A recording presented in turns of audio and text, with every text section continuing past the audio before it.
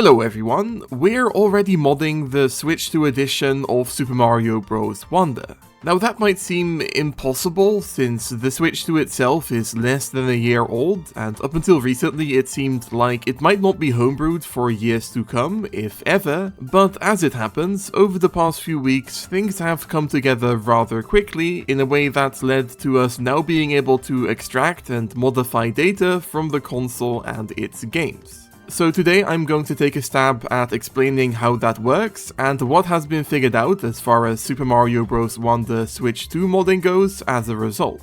I should mention, if you've watched some of my videos before, you'll know that I'm not much of a programmer, so in explaining this stuff I'll be glossing over a lot of the technical details that I barely understand myself. Okay, so what has suddenly allowed people who are much smarter than me to figure out Switch 2 homebrewing? Well, believe it or not, it's this thing. Yeah, so the physical talking flower object Nintendo released a few weeks ago actually turned out to be the key to unlocking the Switch 2's inner data, basically.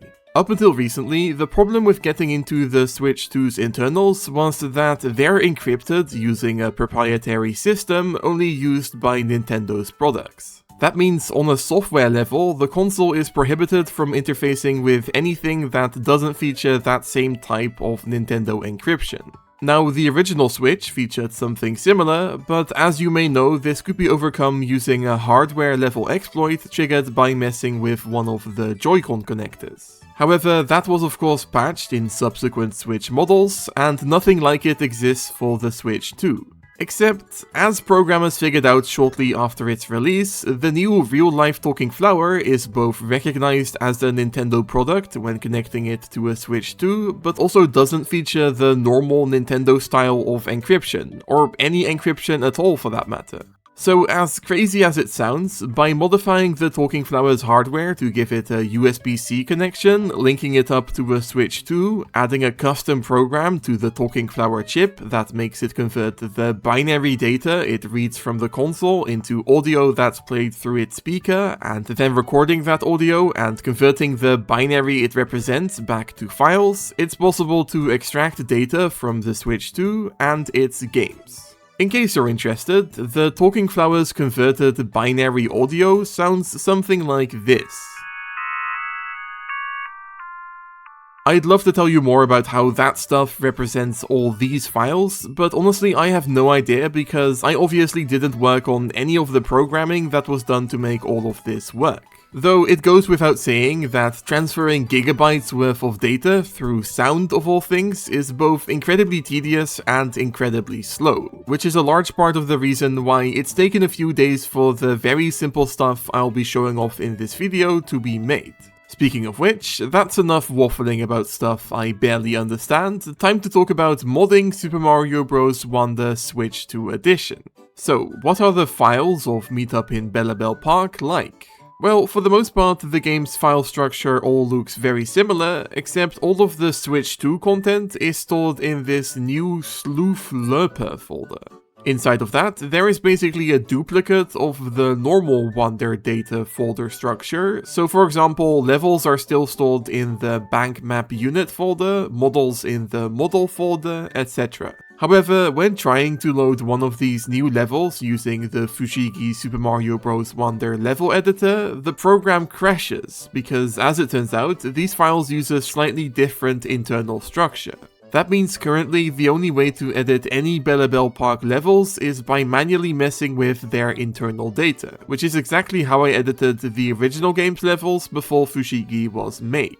So it didn't take me a crazy amount of time or effort to add a Super Mario Bros. 1-1 style block and pipe layout to the Bellabelle Park introduction level segment. And yeah, as far as I'm aware, this was the first Super Mario Bros. Wonder Switch 2 level edit ever made. Although the new Bellabelle Park levels feature the aforementioned different type of internal data structure, the Switch 2 versions of the base game levels don't.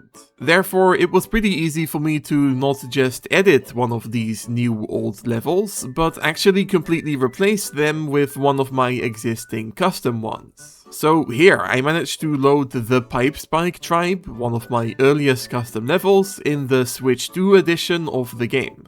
A whole other aspect of the fact that we can mod the Switch 2 edition of Super Mario Bros. Wonder now is that this allows us to sort of bring over some of its new content to the original Switch 1 version. For example, making Rosalina playable in the original game is as easy as exporting her model and replacing one of the original character's models with hers. Though I don't know how to do this for her uniquely programmed animations, so those are missing for this janky Switch 1 version, but I don't think that's a huge loss. It's also easy to port over the models of Switch 2 edition assets that have an equivalent in the original game. So for example, I swapped the original game's bouncy gear platform thing with the flower version that appears all over Bellabelle Park. And here's one of the normal crystal blocks, except it's using the model of the type that appears during the Larry boss fight.